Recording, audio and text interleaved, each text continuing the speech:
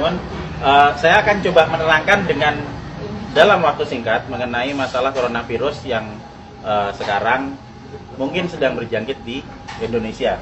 Sebelum kemana-mana saya akan coba menerangkan mengenai masalah coronavirusnya sendiri. Coronavirus adalah virus RNA dan ini beramplop. Kalau virus beramplop kita akan membayangkan itu seperti balon, kemudian ada spike-spike-nya di sana. Nah, spike yang di luar ini terdiri dari lapisan glikoprotein. Lapisan glikoprotein akan sangat mudah hancur oleh pelarut lemak, deterjen, ataupun desinfektan. Jadi coronavirus meskipun dia punya kemampuan untuk menyebar dengan cepat, dia tetap memiliki kelemahan. Kelemahannya apa? Kelemahannya akan sangat mudah hancur oleh pelarut lemak, oleh deterjen, oleh desinfektan. Sehingga jika kita sering cuci tangan, kita sering ngepel lantai dengan desinfektan atau dengan cairan untuk pel, maka virusnya akan hancur dan tidak akan menulari lagi. Nah, kemudian saya akan cerita gimana caranya coronavirus bisa menulari ke manusia. Coronavirus menular ke manusia itu lewat sentuhan dengan material-material yang sudah terjangkit virus pertama, terus kedua pada saat kita berada di keramaian, kemudian ada orang yang mungkin bersin, kemudian kita kena oleh kontak langsung, maka dia akan langsung bisa menulari kita. Tapi sekali lagi kita jangan terburu panik dulu. Kenapa? Karena coronavirus ini tidak seganas seperti yang dibayangkan atau yang ditampilkan oleh media. Kita akan selalu lihat di situ. Sekarang korban coronavirus seluruh dunia ada sekitar di 80.000 sekian penderita. Tapi dari 80.000 itu nanti yang meninggal itu ada sekitar 2.400 yang selalu hanya akan ada di kisaran angka 2-3%. Silakan nanti dilihat di data statistik mengenai seberapa banyak yang orang yang terkena coronavirus dan seberapa banyak yang meninggal. Yang meninggal selalu ada di kisaran antara 2-3%. Berarti sisanya sebanyak 97% itu selamat. Dengan deskripsi lebih detail, yang sakit 53%, sementara sudah ada yang mulai sembuh itu sebanyak 44%. Nanti kita akan cerita kenapa dia bisa sembuh. Jadi begitu coronavirus masuk ke tubuh manusia, maka dia akan menginfeksi sel saluran pernapasan.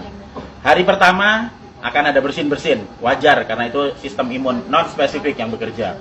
Hari kedua akan ada pilek. Hari ketiga dan keempat kemudian nanti akan ada demam.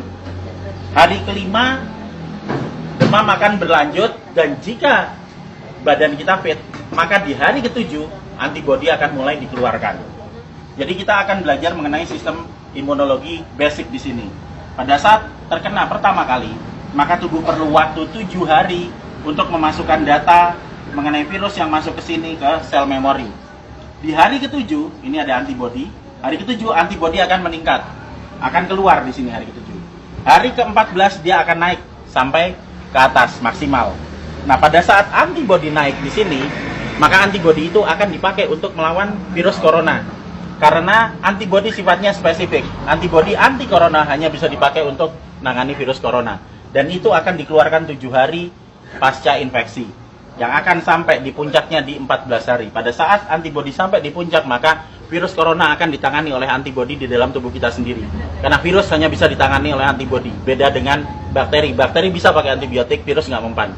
Hanya oleh antibodi. Dan nanti antibodi akan berlanjut turun sampai di minggu ketiga. Apa yang terjadi di minggu ketiga pada saat antibodi sudah mulai turun? Berarti infeksi yang ada di dalam sudah ditangani oleh antibodi yang tumbuh dalam kondisi maksimal di umur 14 hari tadi.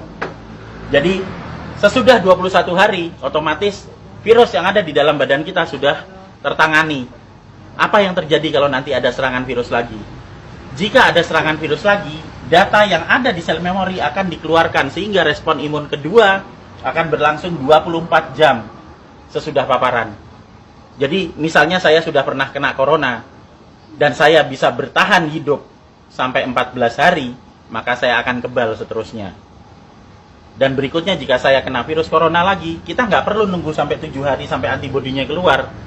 Sekarang kena, maka besok antibodi sudah dikeluarkan. Itu sebabnya 44% orang bisa sembuh bahkan tanpa vaksin karena vaksinnya belum diketemukan.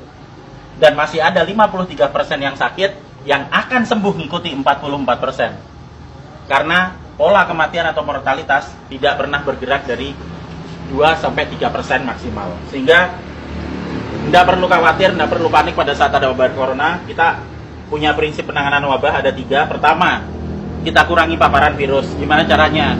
Untuk kita pribadi hidup sehat, sering cuci tangan, jaga kebersihan tubuh, sering mandi.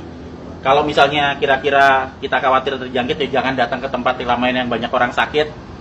Dan untuk mengurangi paparan virus ke kita. Nah, untuk kitanya sendiri gimana? Kita bisa naikkan antibodi. Gimana caranya? Dengan mengkonsumsi vitamin E atau C, vitamin E plus C setiap hari.